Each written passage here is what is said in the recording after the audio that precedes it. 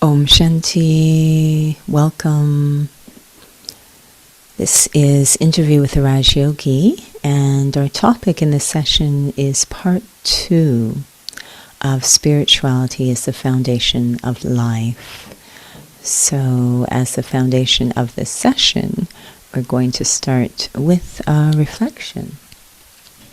As always, we invite you to be seated comfortably. Hopefully there's no tension in the body. So make sure it's well supported, and beginning perhaps with a couple of light breaths just to help the body settle into the space.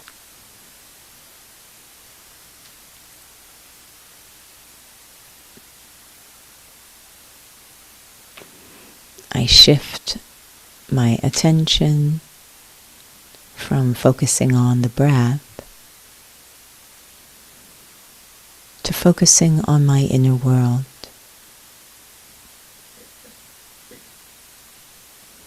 And the relationship between my inner world and my outer world.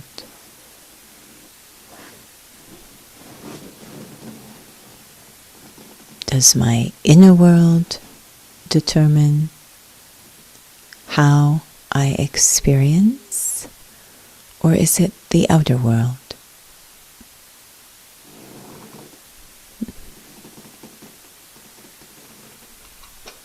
Which one ultimately do I have control over? Scenes and situations are unfolding around me, and it seems that they are more and more out of my control. What about my inner world of thoughts that lead to feelings? Am I the master of my inner world?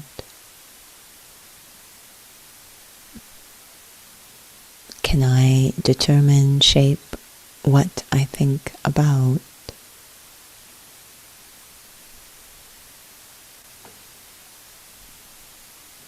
Just the simple thought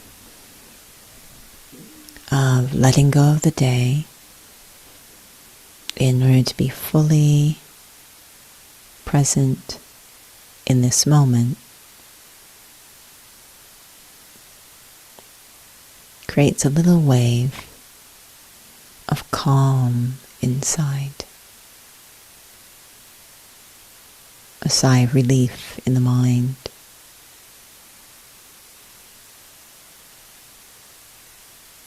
And that seems to set a series of events in motion.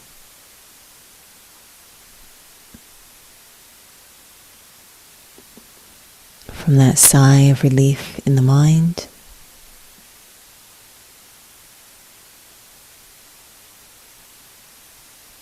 the mind becomes more powerful, more peaceful. My entire inner world becomes more powerful and peaceful. And that changes how I see things. Changes what I choose to think, say, and even do. Changes how I act in the outer world.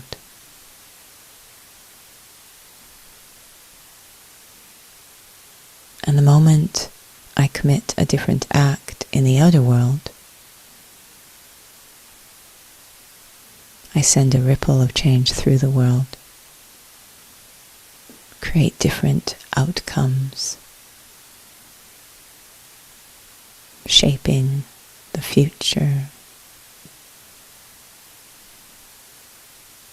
The power of just a moment of relief in the mind.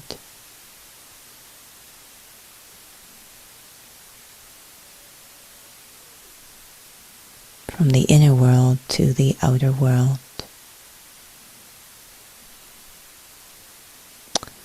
Om Shanti.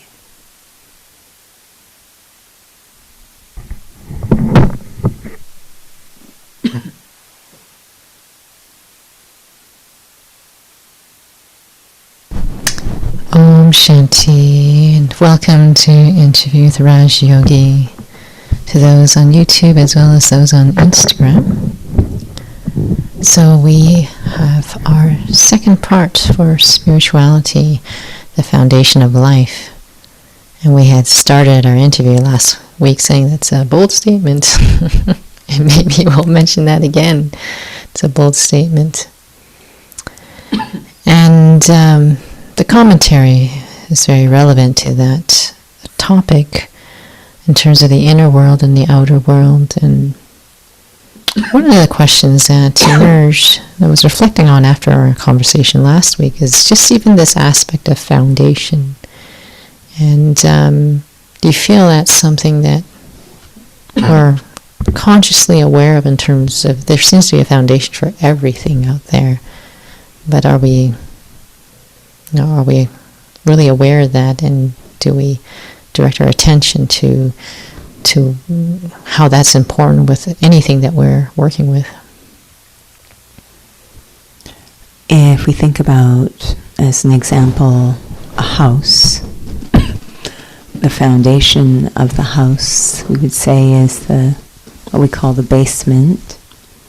So very often the foundation of things is invisible or hidden. But we also know that the state, the resilience of the house really is dependent on the state of that foundation. So we want to take a lot of care in the quality of the foundation. Even though it's invisible, it has a huge impact on what is visible. But because it's invisible, we often may not think a whole lot is going on, especially as we become more and more outcome focused, more and more concerned about the visible, about the quantity. We might start to put quality aside, but it doesn't change the fact that quality of the foundation is still very important, even if we are ignoring it. So because it is invisible, and because it may not be yielding that quantity, there might be a pull to neglect it a bit.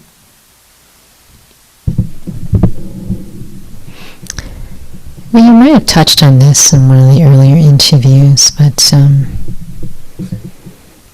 isn't it enough just to then, because it sounds like we think of a physical foundation, what does that look like in terms of our own physical, our own life, I suppose, and so I think that's one part of the question. The second part is, we're always thinking, and shouldn't we be aware that how we think, and is thinking, shouldn't that be the foundation? So what we start to explore through the spiritual study is actually what's driving the thoughts. So if I took the body as an example, we're always moving limbs around, legs, arms. But actually much deeper elements of the body are driving the mechanics of the limbs, which we might be completely ignoring. So eventually there starts to be problems with the limbs. So similarly, when it comes to thoughts, some do watch their thoughts, etc. It's very good. But what we're suggesting is that there is a foundation that's even driving what I thought, if we call it an umbrella, to everything I'm thinking. And so the image of a tree is something that we use a lot in spirituality, that the foundation of the tree is again invisible, underground, the seed and the roots. I could spend my time pruning each leaf, each thought, etc., really putting a lot of attention, watching all the leaves and branches to try and improve the quality of the whole tree. But common sense finally says, get to the root of the problems. We say, go to the roots, to the seed, to really address. It's far more efficient to really address the whole tree. So that root or seed is awareness. Awareness. Now, we again might have touched on this, but so consciousness, and we talked about this last week. Why don't we just stop there? Like, why does this have to be a spiritual conversation then? In terms of why soul consciousness is not spiritual? Just consciousness, because even in psychology they talk about, cognitive behavior, your cognition, and so forth, your attitude, and then there will be behavior changes. So what is this difference? I don't think that's still really getting to the root or the seed. I can be in a certain awareness and be looking at all those different behaviors and still not really getting quite to the root.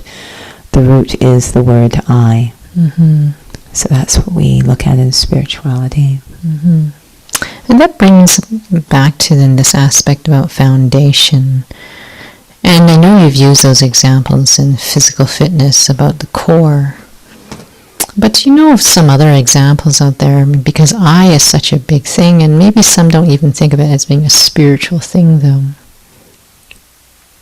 We've talked about before that I always found it fascinating if I had friends who I'd known for a long period of time.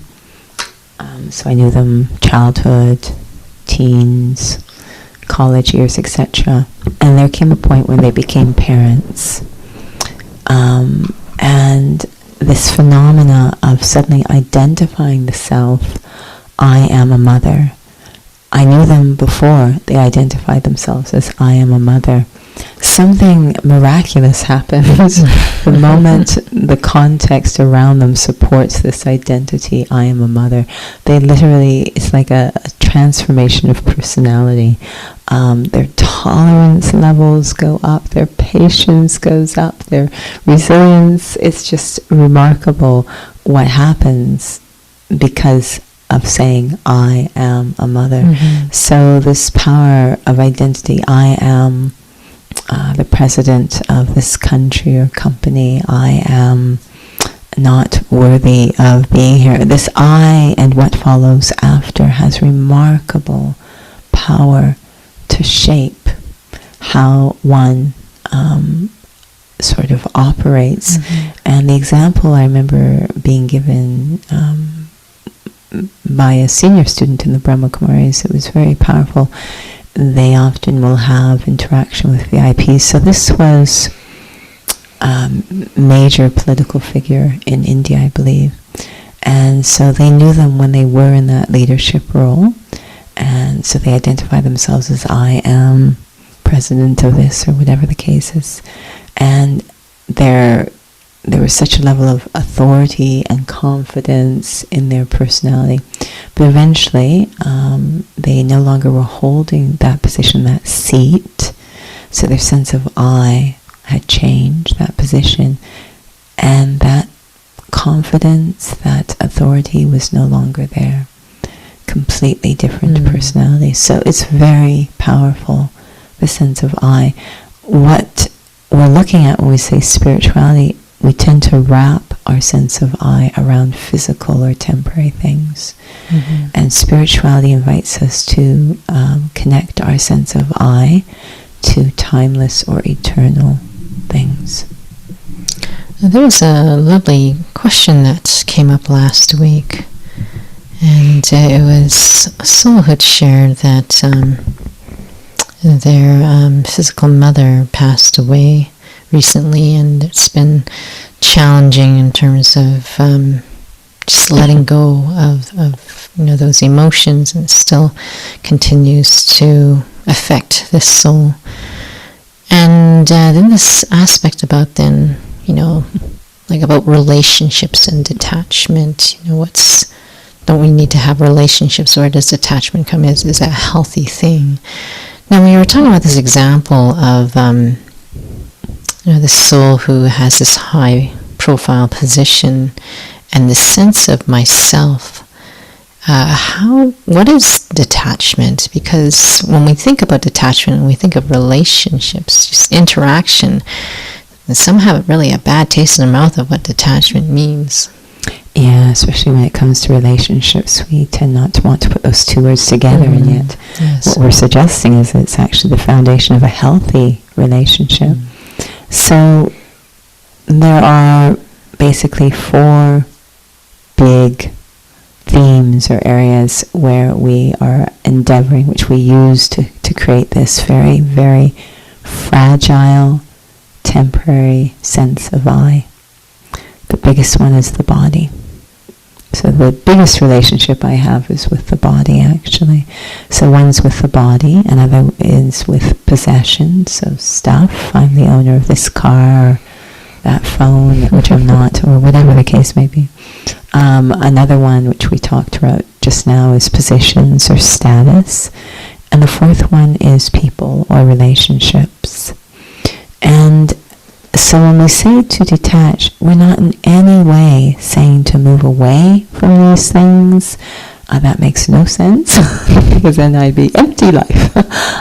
It's not at all to move. It's just not to place my sense of identity in those things. So I have a very healthy relationship rather than a bondage with those things, because they are temporary. There's not if they change, it's when. They will all absolutely change.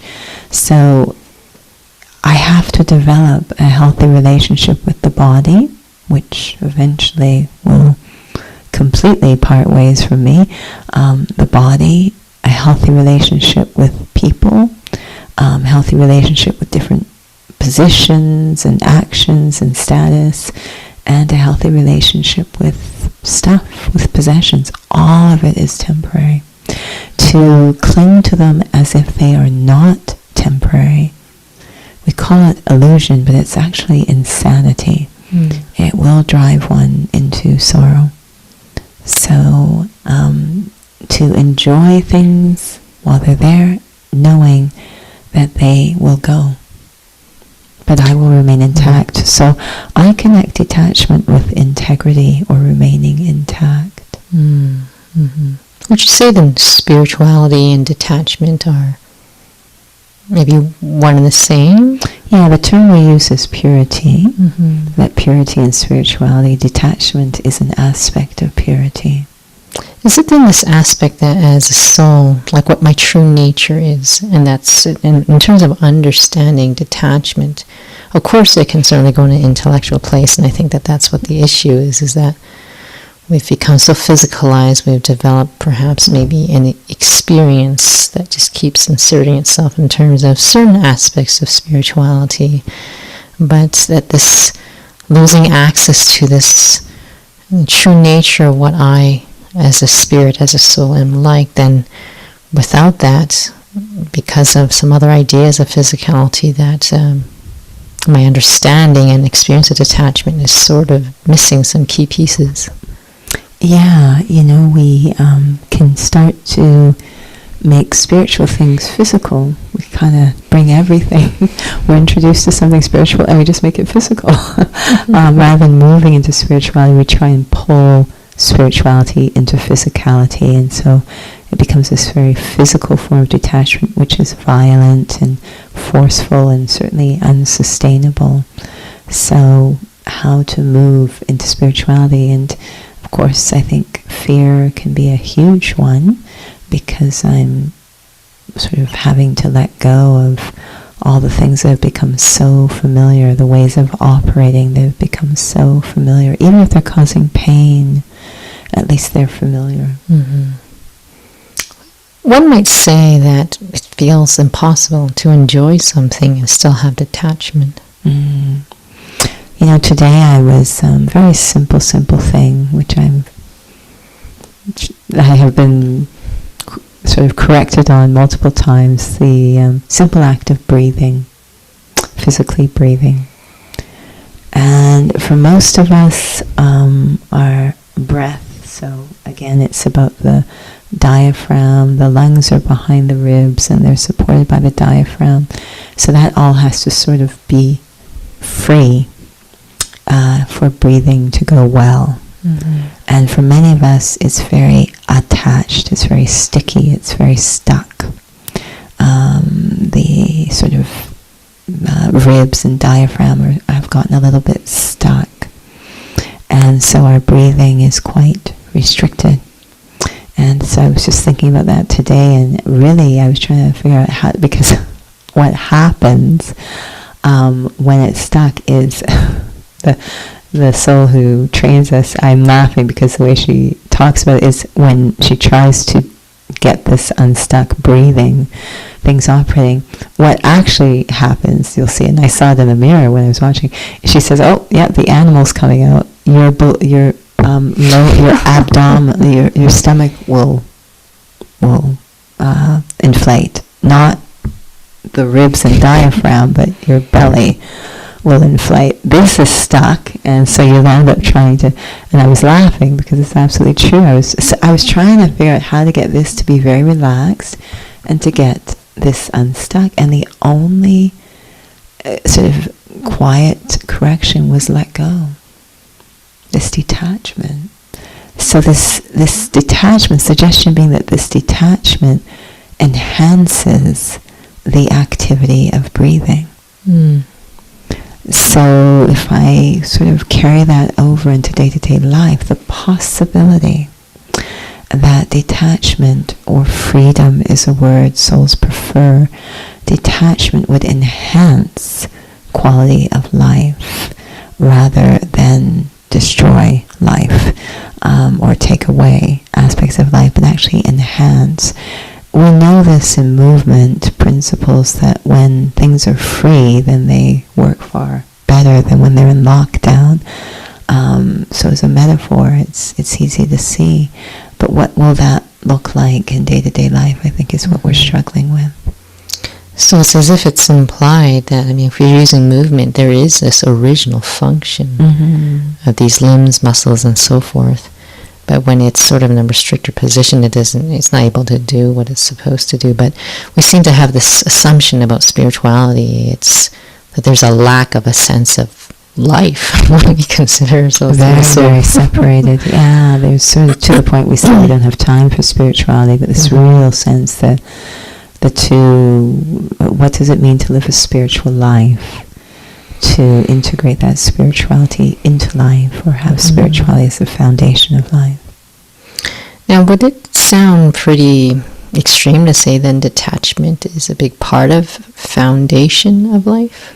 Yeah, if we're using the terms spirituality, purity, detachment interchangeably, then that really is what spirituality is about.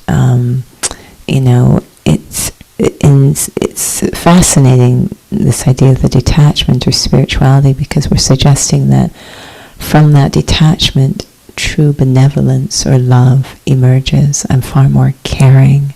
I'm detached. And, the example that has always come to my mind, which I was reminded of the other day, is emergency medical response. If there's a crisis, a medical crisis, and the emergency EMS responds, they come, they have this wonderful stage of detachment where they remain connected to their experience and expertise. If they came and they were affected and influenced, attached, if you will, to the casualty, they'd be useless. Right? They'd be so concerned and terrified and emotional that they wouldn't be able to access their skill set. And I say that because, having, through work, trained, was required to train first aid, every 2 years. And this was one of the really, experienced first aid trainers would always focus in on this particular aspect, to the point that I remember them saying, okay, if you get the call to go respond to a situation, even though everyone's rushing around like crazy people and, you've got to go now, and they say, take a moment to take a breath or two. to kind of pull back a little, take a breath or two, because then you'll be able to think sensibly. You have to detach a little to be able to be useful. And I've heard it theoretically, I've also seen it practically. This kind of taking a moment to detach. It's not uncaring. It's the only way that care is possible. You know, I remember when you were sharing, it's probably one of my first positions working in nursing, and we have these simulation exercises on purpose. and it was actually very invaluable because in this simulation, so it's all just, it's all improvised, and so different nurses had different roles to play, and I was supposed to attend to this patient that was on the basically in the patient bed, because they're going through like a code. And one of the nurses, who was actually a charge nurse, so she had to play the role of the mother, and I felt that actually her role, because of her experience, years and years of experience, played a great part, because we let the mother be there actually while her daughter was going through something. And she was like basically clinging to me in panic, in frenzy. I couldn't do anything for her daughter. And it was, when you were sharing, it was making me think about, it's hard for us to understand that there's a difference between love and attachment, and what role can, you're using an example, but what role can stepping back be that allows for something healthy to happen versus interference? But it's so hard to tell, because emotions get involved and things get really gray, and we're not really in that lens of soul consciousness to be able to see what detachment means. And again, one of the words that we use again with attachment is bondage, or strings attached, so tied up. And when we detach, there's like this freedom, this freeing, this unlocking of the human spirit. Has an incredibly big heart in its healthy state, each of us. But look at how our hearts have become, through attachment, very conditional. We love people differently. Some we don't love at all, we hate. Yeah. So this is attachment. Conditions that I like you because I'm related to you, or I like you because you did this to me, or I like you because of X, Y, Z, and I don't like you because of, all of these strange conditions that are really putting the heart into bondage. But if I'm freed, if there's no conditions, no attachment, no strings attached, then the heart, the heart of the human soul, which is very big, is free to operate that way. So perhaps to sort of bring it back into sort of the broader sense, in terms of spirituality as the foundation of life, because it was a wonderful request to look at spirituality and what that looks like in the workplace. Like, how do I manage my priorities, and why we were inspired to look back at spirituality and awareness, spirituality and attitude and perception. This aspect of spirituality is the foundation. And this aspect you've also mentioned about soul consciousness and detachment being very healthy. So as we transition into our topics for the next few weeks, how does this understanding of the reality of being a soul help me then in these different settings, so to speak, without it sort of maybe being piecemeal? If we look at our lives, we might begin to notice that we do operate differently in the different settings. It's quite interesting. So I'm one way at the workplace, I'm a different way with family, I'm a different way with friends and colleagues, I'm a different way with, it's kind of odd. We're saying, well, no, I'm just adjusting to the situation. That's one thing, to adjust, but the other thing is we're actually chameleons. We actually have no idea who we are. We're completely shaped by the different circumstances, and we have stresses and fears again due to attachments in the different situations. So once more, we're back to stabilizing that integrity or remaining intact that spirituality provides, so that I go into these different settings, and yes, I'm operating in ways that are relevant to the setting, but I do not disappear. I'm not lost. So, because eventually it starts to get quite dangerous when the value of the self is shaped by these different scenarios. That's when it starts to get really stressful. So one thing is to think, I am this, and my sense of value is now very sensitive to the criteria of that particular identity, that temporary identity. So I'm the worker of this company. So my value will depend on which position I hold, how much I output, blah, blah, blah. My sense of value should not be dependent or attached to these external things. My sense of value should be independent, connected to me. And so when I'm in the workplace, I'm always going to show up as myself, and spiritual helps me to really reach the most elevated form of self, highest potential. So I'm always showing up in these different scenarios in my highest potential, very character-based. So I'm not trying to avoid any situation. I won't, because it no longer threatens my sense of self, but I'm going to show up as myself in these different situations. I assume that I would have to have a real good sense of the experience of myself, so that being aware, okay, I need to show up as myself, and for not to just be an intellectual experience. Yeah, I think it's just such it is integrity. It's a constant sense of self. The term that we use is self-respect.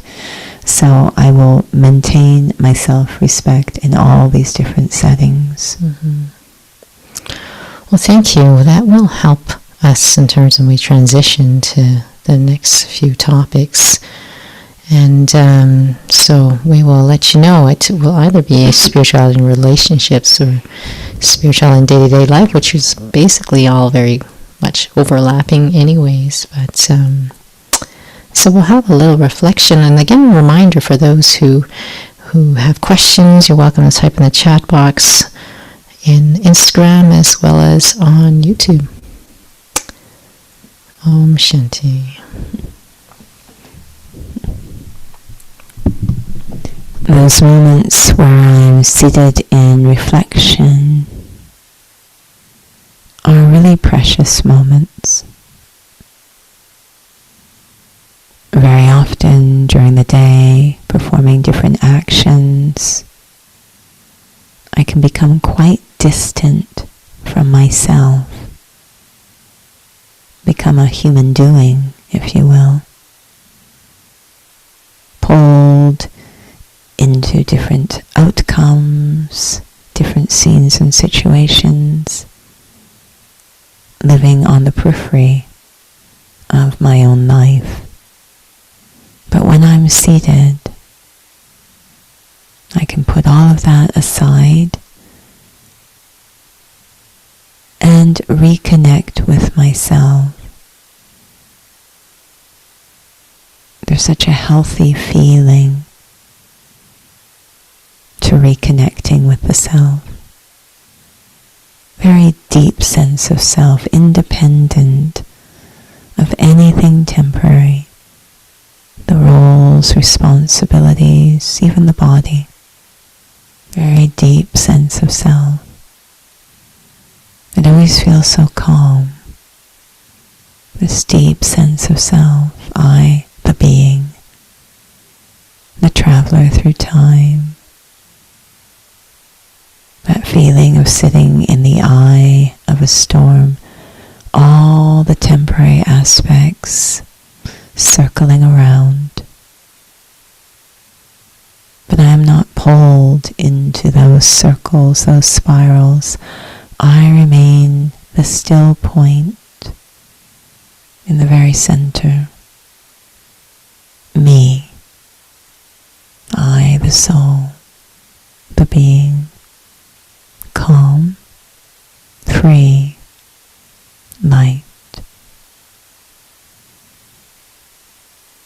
And then when I start to interact with those aspects of day-to-day life, rather than being pulled into the storm, the frenzy of activity, I transform the storm. I start to make my day-to-day life as peaceful as I am. Om Shanti.